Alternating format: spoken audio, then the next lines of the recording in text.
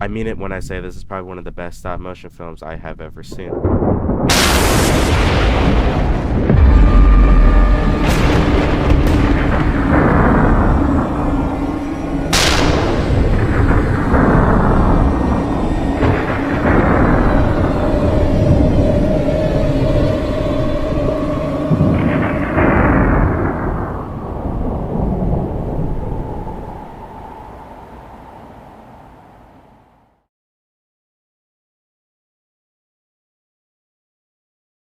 Mad God is a science fiction stop motion animation horror film that tells a story about a disturbing world, a hellish world full of torment and torture and war and factory working slaves and many others. We follow a voiceless character named the Assassin, whose mission is to go through this apocalyptic world with the only task is to destroy it with an atom bomb that is placed inside of a briefcase. While watching this, you probably figure out that Mad God isn't really a movie that follows a typical narrative like other films, but instead optimizes with the disturbing visuals and clear themes within the movie to leave the viewers questioning as to what they actually witness.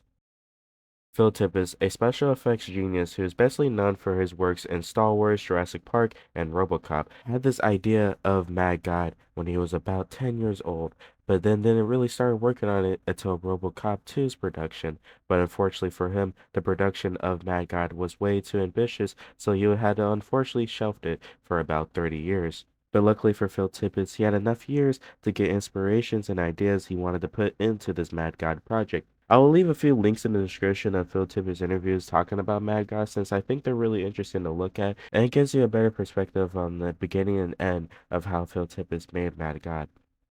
Despite the disturbing and disgusting visuals within this film, it's honestly really impressive to see the stop motion effects within this movie, given the fact that it actually took them 30 years to make this film. Even the blend of live action and stop motion is honestly really impressive. It left me in awe while watching it, especially knowing these aren't really big blockbuster studio effects, but instead just miniatures and other sorts of garbage and tools that could be put into the world building of this film.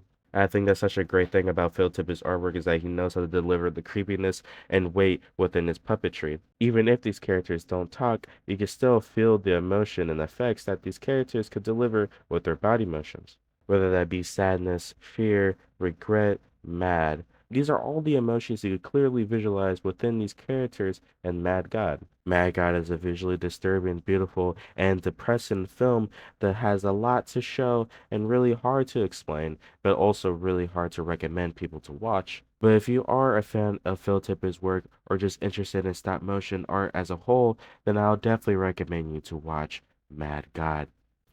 Hope you guys enjoyed this video. If you guys did, please like, share, and subscribe. Sorry I haven't been able to upload. I've been really busy with school, and it's kind of hard to get these videos out when I'm busy with, like homework and, just pretty much life in general. And I gotten sick, actually like a few days ago, so hopefully I recover from that and upload more videos for y'all. And pretty recently, I've been actually working on a personal project with a few friends. So hopefully I'll be able to show off this project once that gets close to being released.